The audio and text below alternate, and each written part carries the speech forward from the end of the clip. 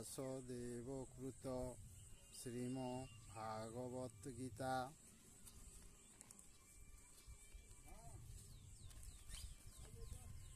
ଓଁ ଶ୍ରୀ ଭଗବତେ ବାସୁଦେବାୟ ନମଃ। ପ୍ରଥମ ଅଧ୍ୟାୟ ବିଷାଦ ଯୋଗ। ଧୃତରାଷ୍ଟ୍ର ଉବାଚ ଧର୍ମକ୍ଷେତ୍ରେ କୁରୁକ୍ଷେତ୍ରେ ସମବେତାଃ ଯୁଯୋତ୍ସବଃ ମାମକାଃ ପାଣ୍ଡବୈଶ୍ଚ କିମକୁর্বত সঞ্জয়। অস্থিরচিত্তে ধৃতরাষ্ট্র উভয়ে হইলে বিস্মিত। পুଛନ୍ତି সঞ্জয়କୁ ଚାହିଁ କୁହ ସଞ୍ଜୟ ଦୟାବହି। କୁରୁକ୍ଷେତ୍ର ଯେ ଧର୍ମକ୍ଷେତ୍ର ପୁତ୍ରେ ମୋ ହଇଲେ ଏକତ୍ର। ଧର୍ମରେ ଭେଦ ନାହିଁ କି କଲେ ହେ ଦୁଇ ସେନା ଯାଇ। ଯୁଦ୍ଧରୁ ହେଲେ କି ବିରତ କି ଅବାହା ଧର୍ମ ଯୁଦ୍ଧେ ରତ। ସକଲ ବୁଝାଇ କହିବ ମନୁ ସଂଶୟ ତୁଟାଇବ। ସଞ୍ଜୟ ଉବାଚ ଏମନ୍ତ ଶୁଣି ସଞ୍ଜୟ ବୋଇଲେ ଶୁଣ କୁରୁରାୟ। ଯୁଦ୍ଧରେ ଯାହା ଘଟିଅଛି ତାହା ମୁଁ ସକଲ କହୁଛି। ତୁମ୍ଭର ପୁତ୍ର ଦୁର୍ଯ୍ୟୋଧନ ଦେଖିଣ ପାଣ୍ଡବଙ୍କ ସୈନ୍ୟ। ଅଭେଦ୍ୟ ଦୁର୍ଗ ଶଯ୍ୟା ଦେଖି ଆପଣା ମନରେ ନିରେଖି। ଦୃଢ଼ଙ୍କୁ ବିନୟ କହି ହେ ଗୁରୁଦେବ ଭାବ ବହି। ପାଣ୍ଡବଙ୍କର ହେ ବିରାଟ ସେନାକୁ ଦେଖନ୍ତୁ। ହେ ଗୁରୁ ଦିଅ ଦର୍ଶନ ଅସ୍ଥିର ହେଉଅଛି ମନ। ପାଣ୍ଡବଙ୍କର ସୈନ୍ୟ ବୀର ପାର୍ଥେ ପ୍ରିୟ ଶିଷ୍ୟ ତୁମ୍ଭର। ସଙ୍ଗତେ ଦ୍ରୁପଦ କୁମାର সকলে হইণ একত্র। মিশ্রিণ বিহু রচি ছই ন ভেদি ପାରିବେଟି ସେହି। ଦିବ୍ୟ ଦୃଷ୍ଟିରେ ଦେଖ ସକଳ ବୁଝାଇ କହିବ। ଯାହା ମୁଁ ଦେଖୁଛି ନେତ୍ରରେ କହୁଛି ତୁମ୍ଭରି ଆଗରେ। ଭୀମ ଅର୍ଜୁନ ବଳବାନ ସଙ୍ଗତେ ଛନ୍ତି ଯୁଧାନ। ଦ୍ରୁପଦ ବିରାଟ ପ୍ରଭୃତି ଅଛନ୍ତି କେତେ ମହାରଥୀ। ଯୁଦ୍ଧରେ ଅସୀମ ବିକ୍ରମ ପୁଣି କେତେ କରାଜନ। সকলে একত্র হইণ କରିବେ ଆମ ସଙ୍ଗେ ରଣ। ଆହୁରି କେତେ କେତେ ରଥୀ ଯୁଦ୍ଧ କ୍ଷେତ୍ରରେ ରହିଛନ୍ତି। ଧୂର୍ତ୍ତକେତୁ ଯେ ଚେକିତାନ ଧୈର୍ଯ୍ୟବନ୍ତ କାଶୀରାଜନ। ପୁରଜିତ ଓ କୁନ୍ତୀ ଭେଜ ଶୈବ୍ୟାଦି ସର୍ବେ ମହାବୀର୍ଯ୍ୟ। ମହାବଳ ଶକ୍ତି ଅଟନ୍ତି ମହାସୈନ୍ୟ ସମଦିଶନ୍ତି। ଅଭେଦ୍ୟ ବିହୁକୁ ରଚିଣ ଯୁଦ୍ଧରେ ହେ ଦେଇଛନ୍ତି ମନ। ଯୁଧାମନ୍ୟୁ ଆନ ବିକ୍ରାନ୍ତ ଉତ୍ତର ମୌଜ ଯେ ବୀର୍ଯ୍ୟବନ୍ତ। ସୁଭଦ୍ରା ଦ୍ରୌପଦୀର ସୁତ ଏମାନେ ରଥିରେ ଗଣିତ। ଯେତେକ ତାଙ୍କ ରଥିଛନ୍ତି ଯୁଦ୍ଧ ଇଚ୍ଛାରେ ଆସିଛନ୍ତି। ବିଚିତ ଲାଗେ ଏଇଟି ମତେ ଯୁଦ୍ଧ କରିବେ ଯେ ସମସ୍ତେ। ପାଣ୍ଡବେ ମାନେ ଭାବିଛନ୍ତି ଯୁଦ୍ଧରେ ରଖିଯିବେ କୀର୍ତ୍ତି। ହେ ଗୁରୁଦେବ ବାରେ ଶୁଣ ଆମ ସୈନ୍ୟରେ ରଥୀ ଗଣ। ଆମ ସୈନ୍ୟ ବାହିନୀରେ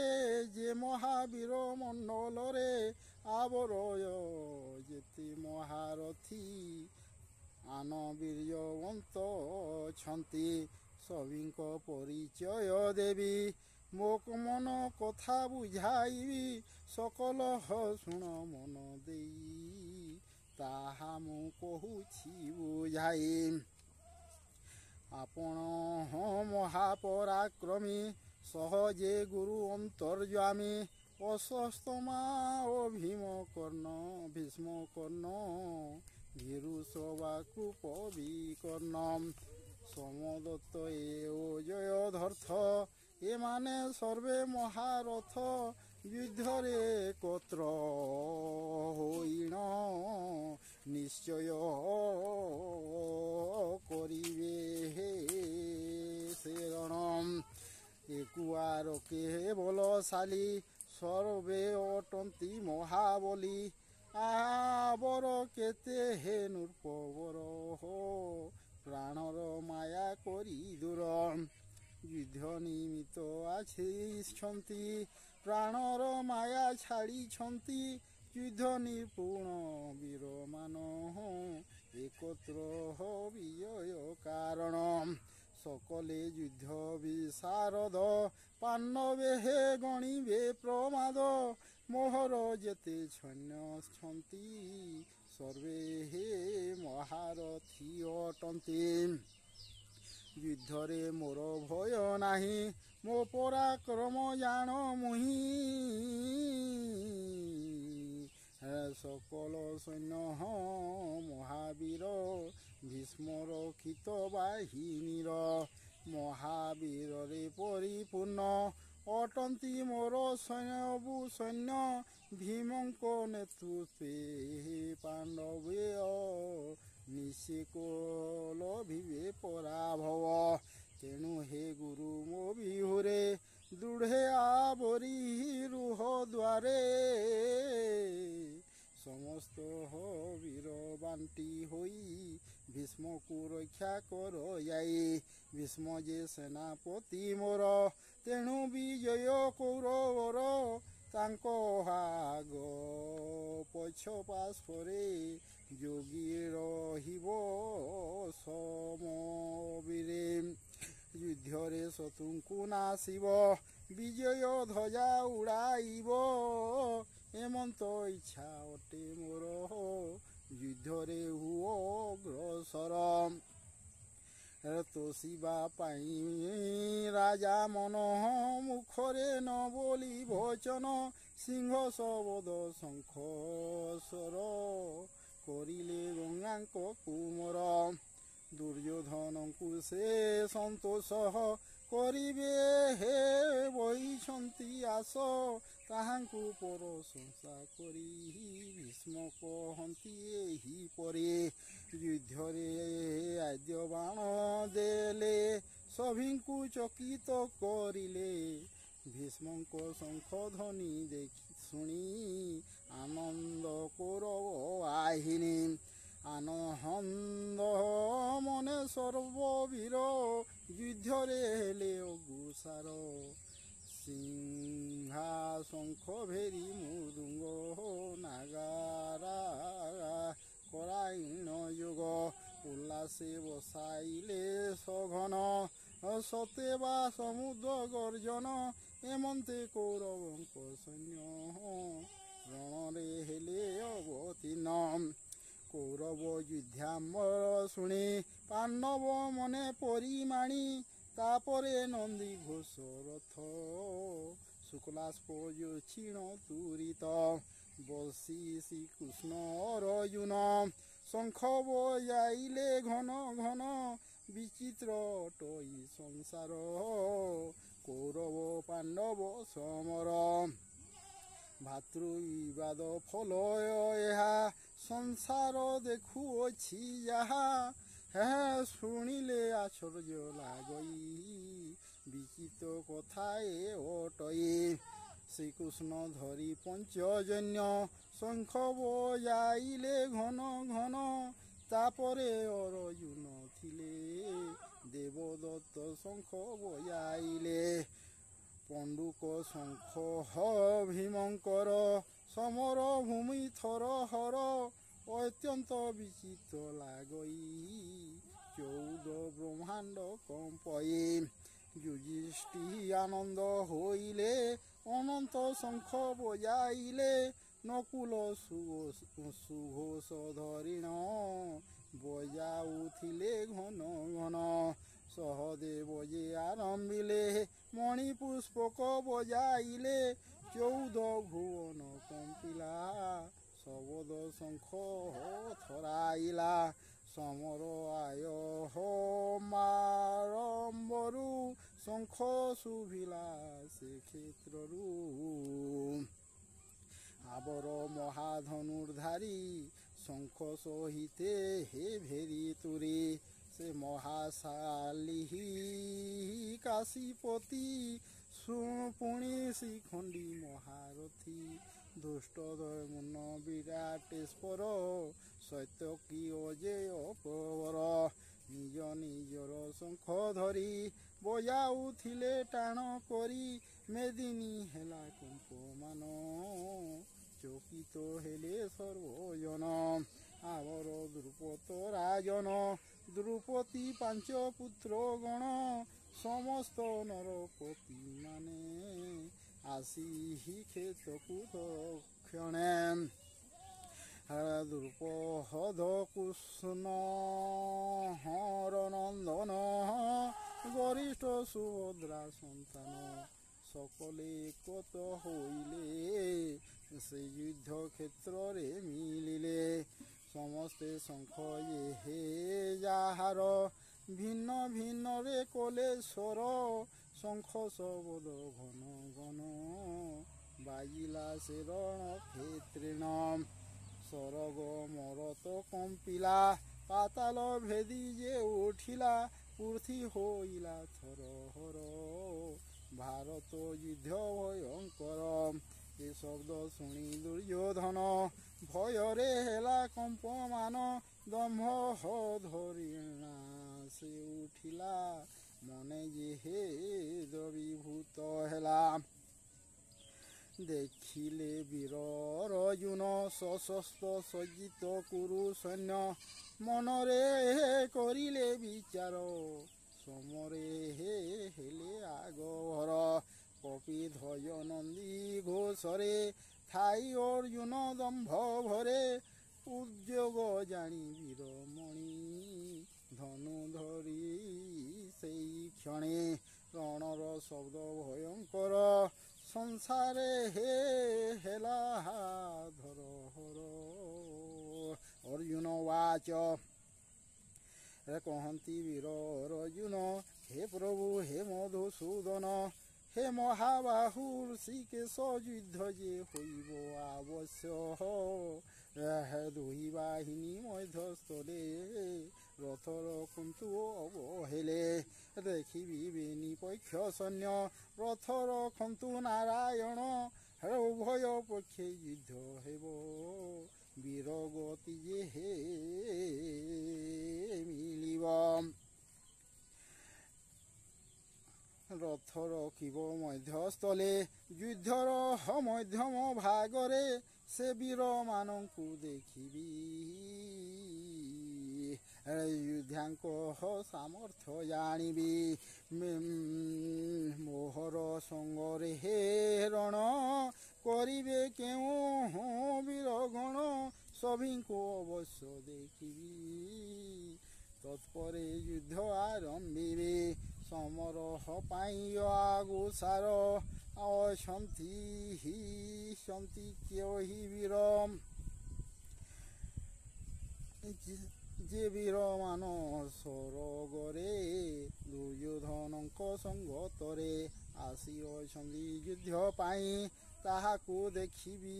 ଯେ ମୁହିଁ ଦୁର୍ଯ୍ୟୋଧନର ହିତକାରୀ କିଏ ସେ ପାଣ୍ଡବ ଗାରୀ ସଭିଙ୍କୁ ନେତ୍ରରେ ଦେଖିବି ତାଙ୍କ ପରାକ୍ରମ ଜାଣିବି ଯୁଦ୍ଧରେ ହେବି ଅବତୀର୍ଣ୍ଣ ନିଶ୍ଚୟ ଦେବକୀ ନନ୍ଦନ ସଞ୍ଜୟ ୱାଚ ହେମନ୍ତ ଦକ୍ଷିଣ ସଞ୍ଜୟ ମନରେ ହୋଇଲା ଅଥୟ ବୋଇଲା ଶୁଣ ମନ ଦେଇ ହେ ଧୂତ ଧୃତରାଷ୍ଟ୍ରନର ସାଇ ପ୍ରଭୁ ଶ୍ରୀକୃଷ୍ଣ ରଥ ନେଲେ ବେନି ପକ୍ଷ ମଧ୍ୟରେ ରଖିଲେ ଶ୍ରୀକୃଷ୍ଣ ପ୍ରସନ୍ନ ବଦନ ଦେଖି ଅର୍ଜୁନ ମୋରାଚ୍ଛନ୍ନ ଅର୍ଜୁନ ନିରେଖି ଚାହିଁଲେ ସଭିଙ୍କୁ ନେତ୍ରରେ ଦେଖିଲେ তক্ষণে শ্রী মধুসূদন বইলে দেখ হে অর্জুন ভীষ্ম আবর দৃঢ় কর্ণ সহিতে আবর রাজন যুদ্ধকু বীর সমবেত নিরেখি দেখ কুন্তি সুত ସମସ୍ତେ একত্রিত হই যুদ্ধকু আসিছন্তি ধাই সর্বে কৌরব বীর জাণ এমানে করিবে যে রণ হেমন্ত শুଣି অর্জুন ଦେଖିଲେ ସର୍ବସୈନ୍ୟ ଗଣ ନିଜର ପିତୃତୁଲ୍ୟ ଗଣ ଅଛନ୍ତି ସେ ଯୁଦ୍ଧ କ୍ଷେତ୍ରେଣ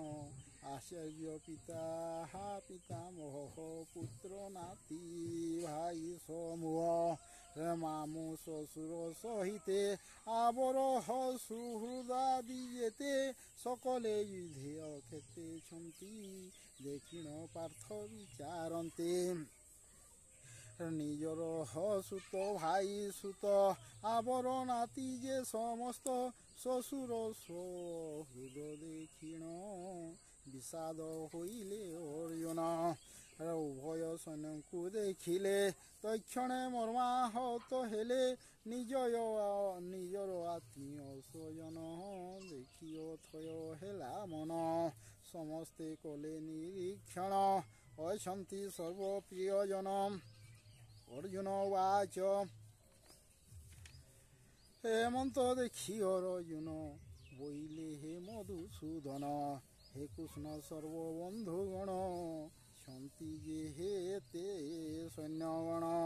ସମସ୍ତେ ଯୁଦ୍ଧକୁ ଆଗତ ଦେଖି ଭ୍ରମଇ ମୋର ଚିତ ଦେଖିଲି ସଭିଙ୍କୁ ନେତ୍ରରେ ବିଚିତ୍ର ଲାଗେ ସଂସାରେ সকলে ଅଟନ୍ତି ନିଜର କେମନ୍ତେ କରିବି ସଂହାର ଏ ସର୍ବ ମୋ ବନ୍ଧୁ ଅଟନ୍ତି ଯୁଦ୍ଧ ଆଶାରେ ଆସିଛନ୍ତି ସଭିଙ୍କୁ ଦେଖି ଅଙ୍ଗ ମୋର হে কৃষ্ণ ହେଉଛି ଶିଥିଳ মুখ মোহ শুখি যাউଅଛି শরীর কম্প উঠুଅଛି রোম যে উঠুছি টাঙ্গুরি কি କରିବି କୁହ ମୁରାରି ଦେଖିଣ ଲାଗୁଛି ଚକିତ ସଂସାର ଅତୀବ ବିଚିତ୍ର ମୋ ହସ୍ତୁ ଗାଣ୍ଡିବ ଖସଇ কর্ম চর্ম লোম প্রায় দিশই মন হইছি অস্থির কিপরি রহিবি এঠার রহিবা পাই ইচ্ছা নাই কিপরি যুদ্ধ করিবই যুদ্ধরে নাই মন মোর হে ঋষি কেশ ক্ষমা কর সমস্ত আত্মীয় দেখিণ দুর্বল ହେଉଛି মন ସମସ୍ତ ବିପରୀତ ମାନ ଦେଖୁଛି ହେ ମଧୁସୂଦନ ସ୍ୱବନ୍ଧୁ ଆତ୍ମୀୟ ସ୍ୱଜନ ଦେଖିଛି ଏବେ ନିନୟନ ତାହାଙ୍କୁ କଲେ ମୁହିଁ ନାଶ ନିଶ୍ଚେ ଲଭିବି ଅପଯଶ